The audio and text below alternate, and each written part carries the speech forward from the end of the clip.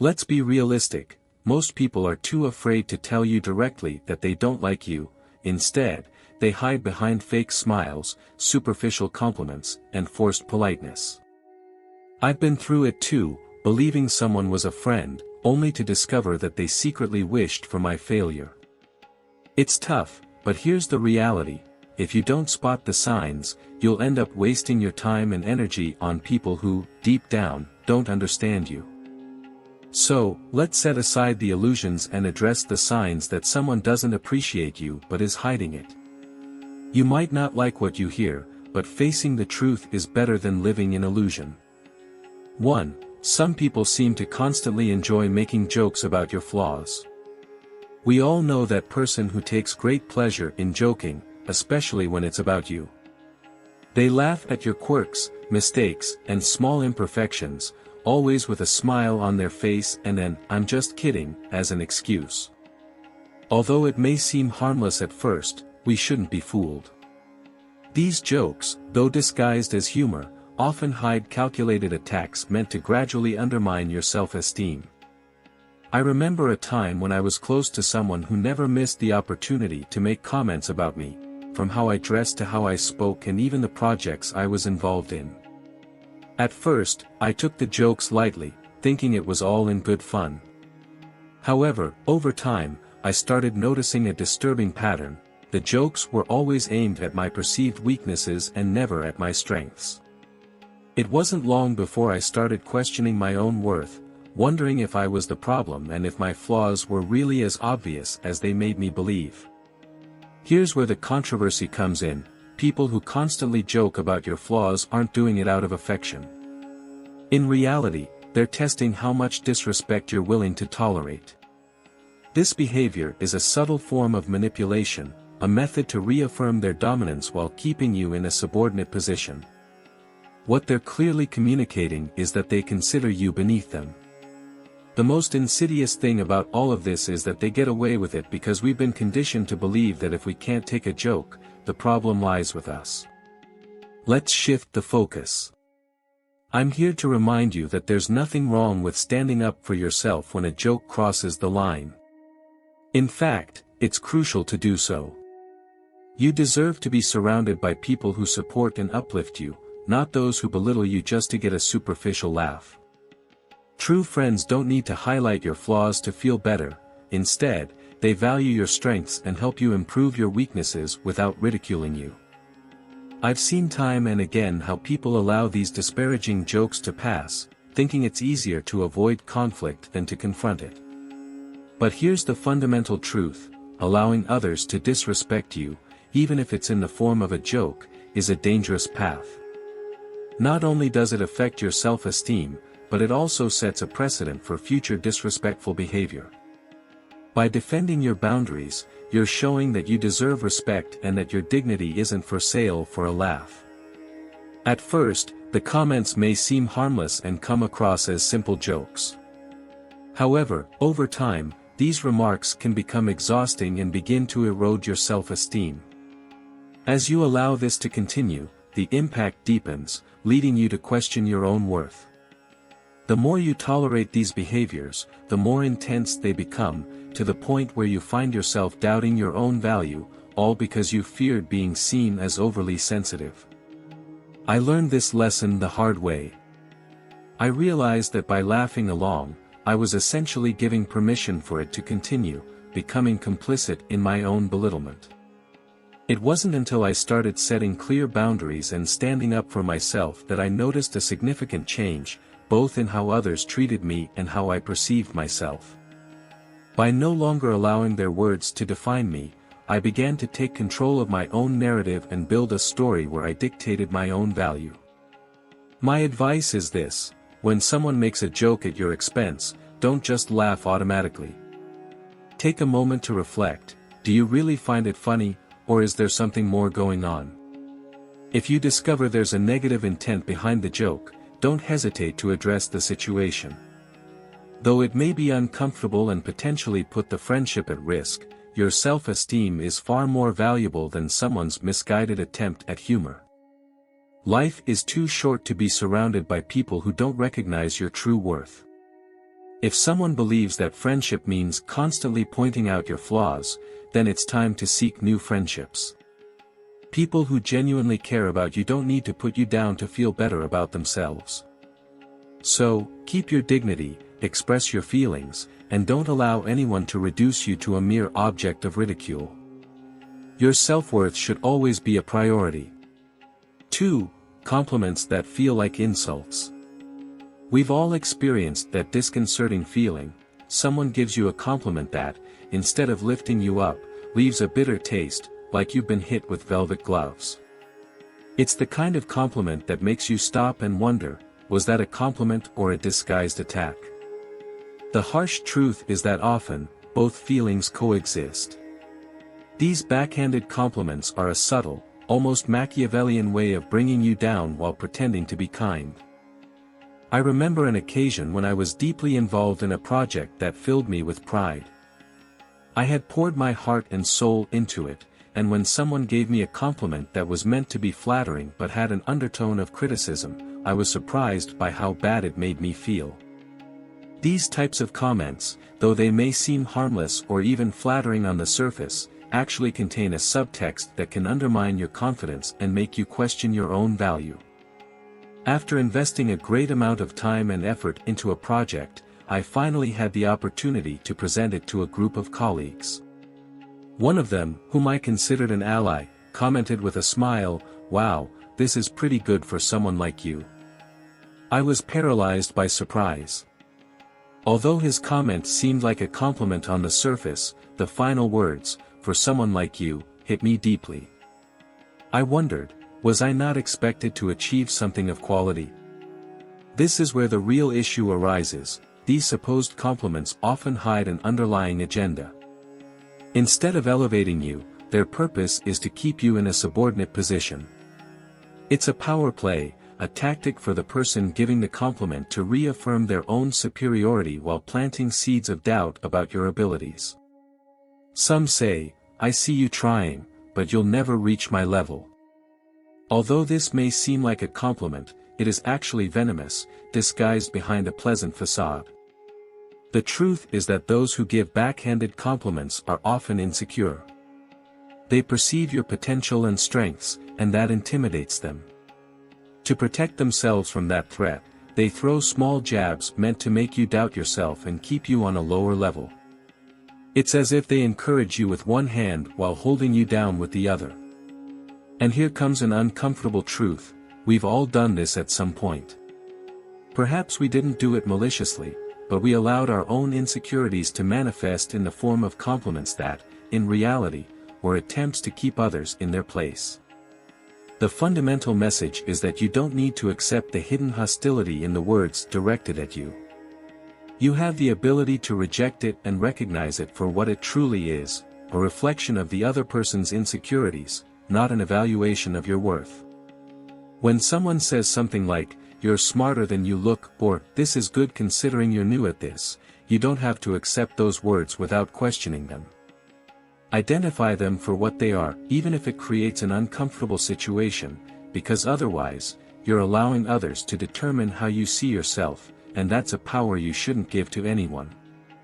I've learned to see these backhanded compliments for what they really are, a mirror reflecting the insecurities of those who offer them. By recognizing this, you can reduce their impact. Instead of echoing those comments, you can almost laugh at them, because at the end of the day, their words reveal more about them than about you. So, when I receive a disguised compliment, I don't let it slide. I respond with something like, "Thanks, but what exactly do you mean by that?" This forces the other person to confront reality and reflect on what they're really trying to communicate. So, this is what I do now: when I receive a compliment that seems loaded with hidden meaning, I don't swallow it without question. I respond with something like, "Thanks, but can you clarify what exactly you mean by that?" This question forces the person to confront the negative subtext of their words, and surprisingly often, it puts them in an uncomfortable situation. Suddenly, they realize that you're not willing to play their subtle game of undermining, and it's surprising how quickly their attitude changes. The lesson I've learned is clear: don't allow the hidden negativity of others to influence or define you. Whether it comes from a well-meaning friend, an envious colleague, or even a family member, it's essential to remember this: your personal worth is not up for debate. Compliments should lift you up, not bring you down.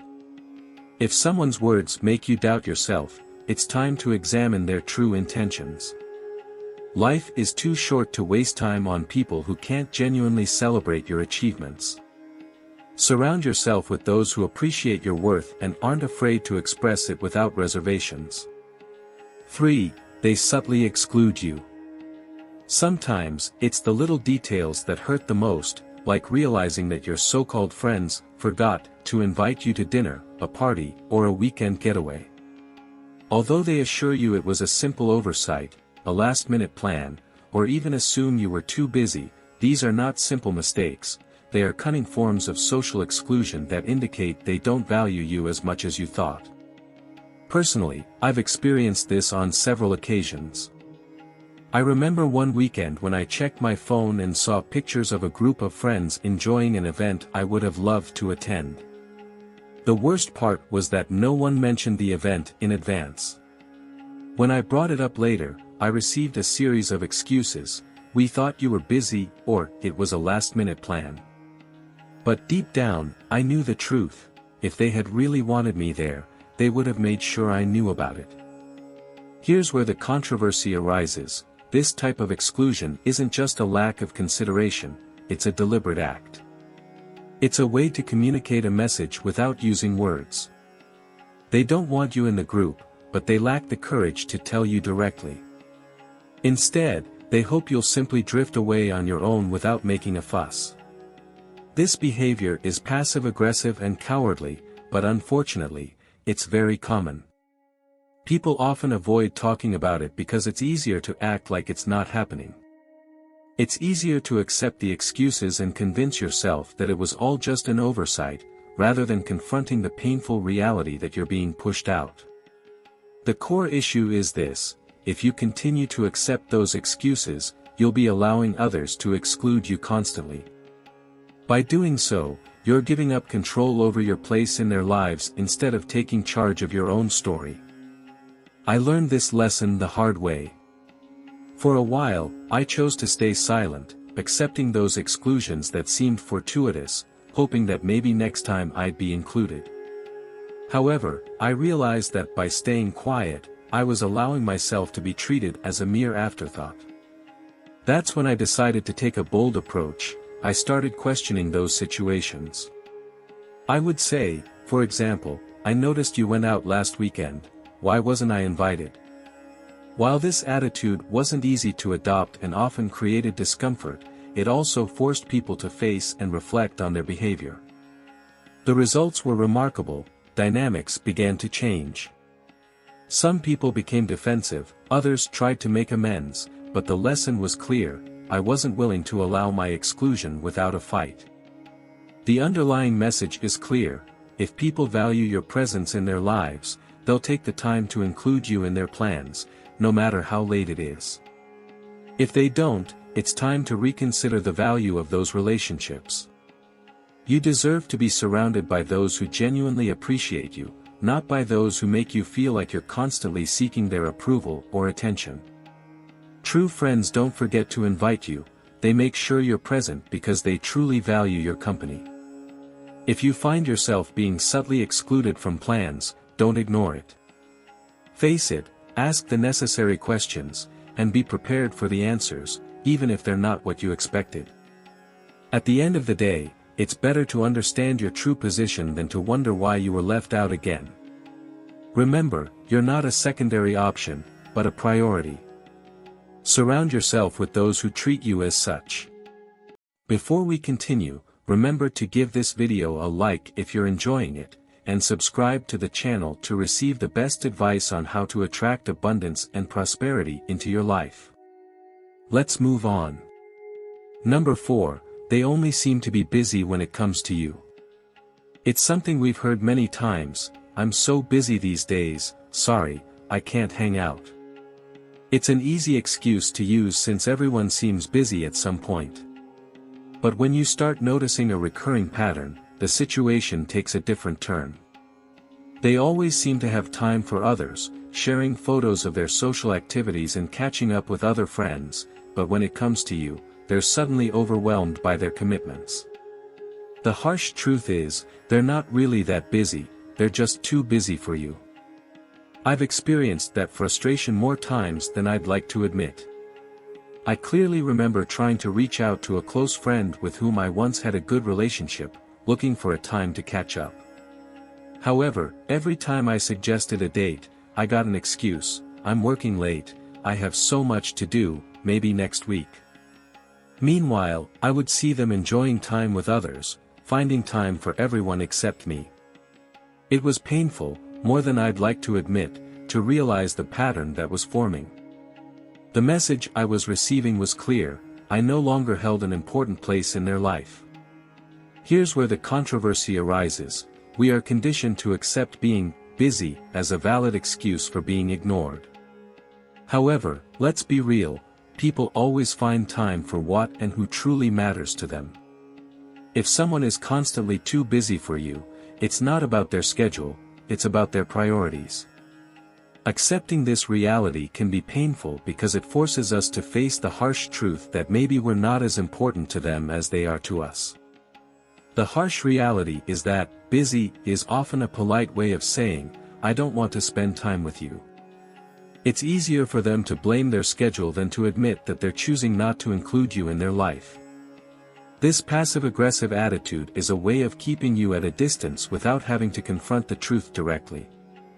The intention is to keep you on reserve, as an additional option, without really committing to the relationship.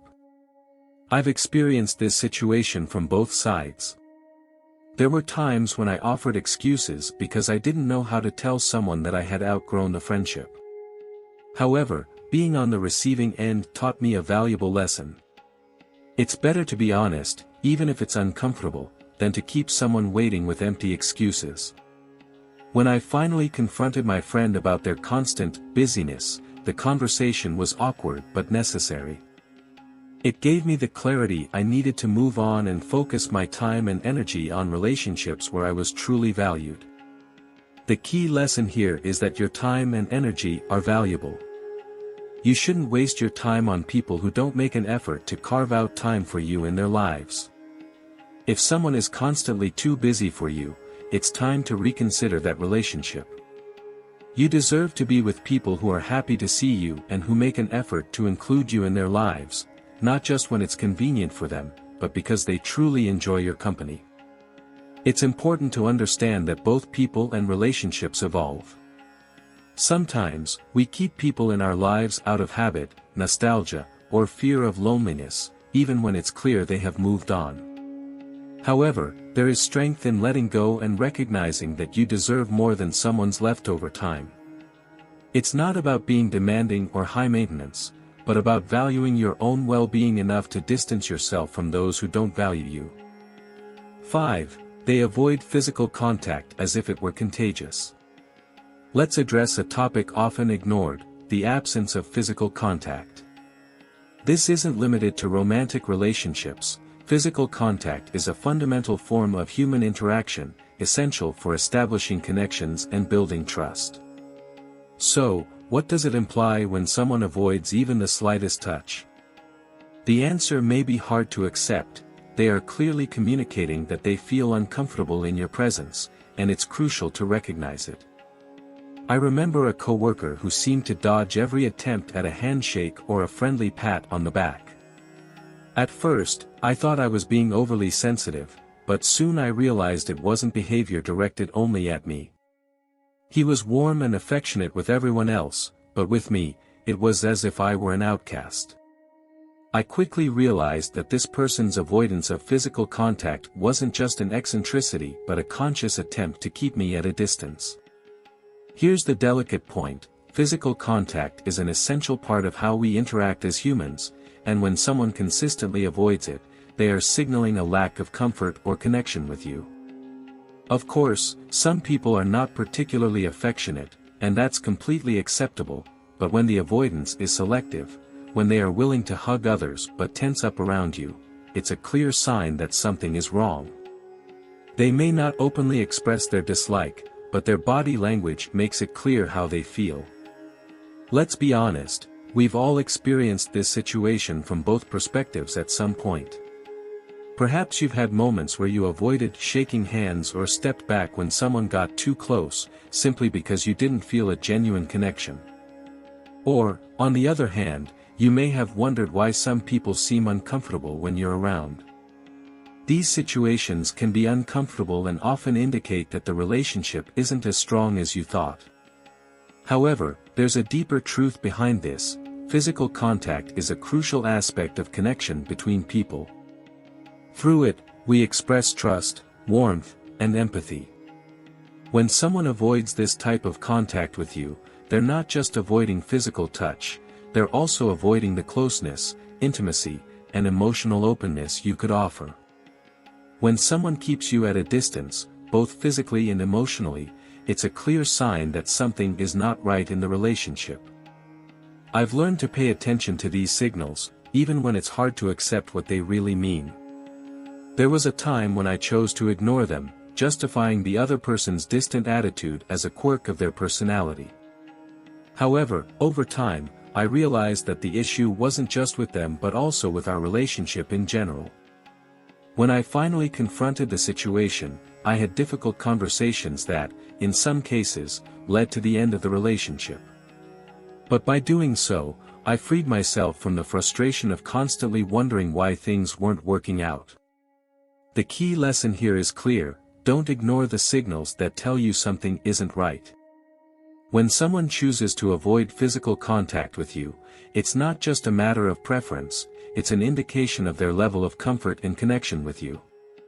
If you notice this pattern frequently, it's important to address it rather than ignore it.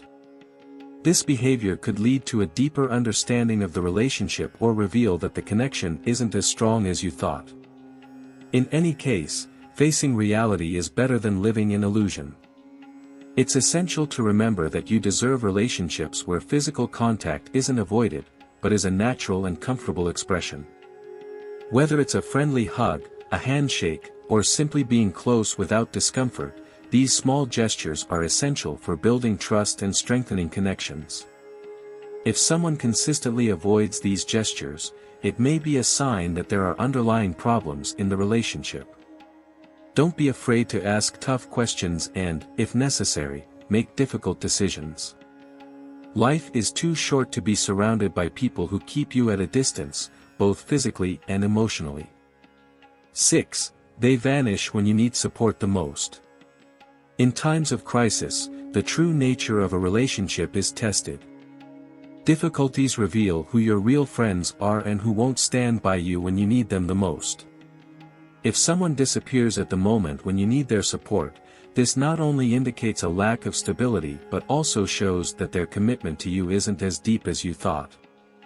The absence of someone during your darkest moments is not only painful but can also feel like a betrayal. I learned this hard lesson during an especially difficult time in my life when I was facing a significant personal issue that deeply affected me. During these challenging moments, I naturally sought support from those I considered close friends, expecting at least a text message or a quick phone call. However, the response was non-existent. The people I thought would be by my side suddenly had a long list of excuses: "I'm so busy with work, sorry, I'm really swamped right now, I'll reach out to you later." And, unsurprisingly, they never did. What is especially baffling is that people often enthusiastically talk about how they'll always be there for you, but when the crucial moment comes, many are only around during the good times. They'll celebrate with you, share laughs, and enjoy the happy moments of your life, but when things get serious and tough, they seem to vanish without a trace. For some people, it's easier to disappear than to face your pain or discomfort. They prefer to avoid getting involved in your problems because, deep down, they don't care enough to be there when they're really needed.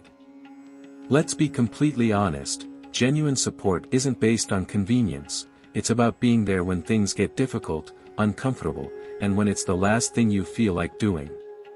The people who disappear when you need them most aren't just letting you down, they're showing you exactly where you stand in their lives. In essence, they're telling you, your problems don't deserve my time. I remember the deep disappointment I felt when I realized that those I had supported in the past through breakups, family dramas, or professional setbacks, weren't willing to do the same for me. It was a wake-up call, and not a pleasant one, but it was a lesson I needed to learn. Not everyone who smiles in front of you is truly on your side. The underlying message is clear: genuine support is the foundation of any meaningful relationship.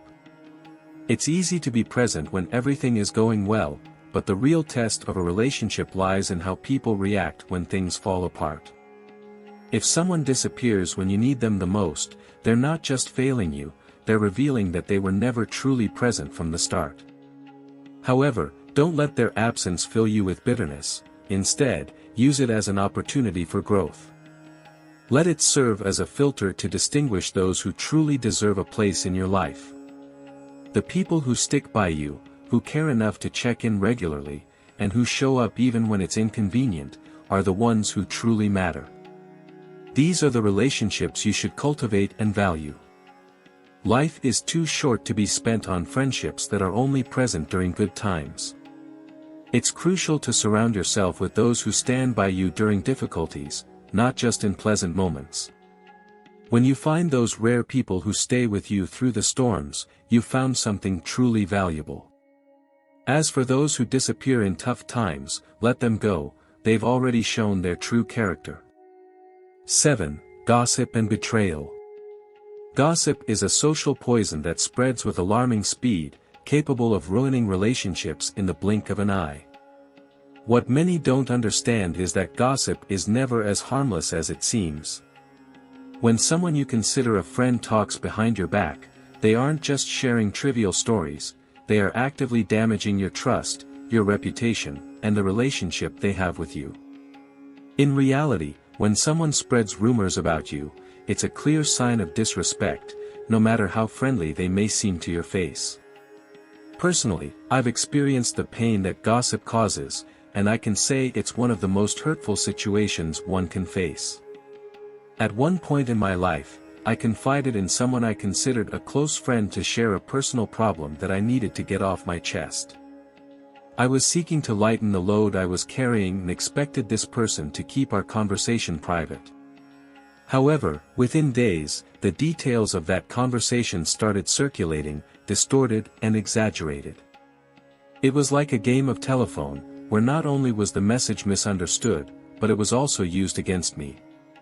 The person I trusted had turned my vulnerability into a topic of entertainment for others, betraying my trust in a painful way.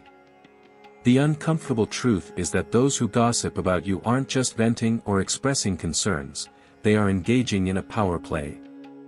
Gossip becomes a way for them to elevate themselves while belittling you, all without having to face you directly. This behavior is cowardly, manipulative, and toxic. Not only are they harming your reputation, but they are also eroding the very foundation of trust necessary for any genuine relationship. It's important to understand that those who enjoy badmouthing others to you will also speak poorly of you to others. This isn't an isolated incident, but a recurring pattern. I've witnessed this dynamic many times. Someone who spreads gossip about others inexplicably becomes reserved when they are with you. Here's the harsh reality: it's highly likely that this person is badmouthing you when you're not around. This form of betrayal is especially serious because it happens behind your back, leaving you without the chance to defend yourself or even know what's being said about you. What makes it even more painful is how personal it can get. I remember confronting the friend who had spread gossip about me, hoping for an apology or at least an explanation. Instead, they downplayed the matter, treating it as if it were a trivial and harmless conversation. But the truth is that gossip is never harmless. It's a clear and direct betrayal, and it reveals far more about the person spreading it than it does about the person being talked about. Thank you for joining me on this journey of discovery. If you found these tips helpful, I invite you to subscribe to the channel and continue learning together in future videos.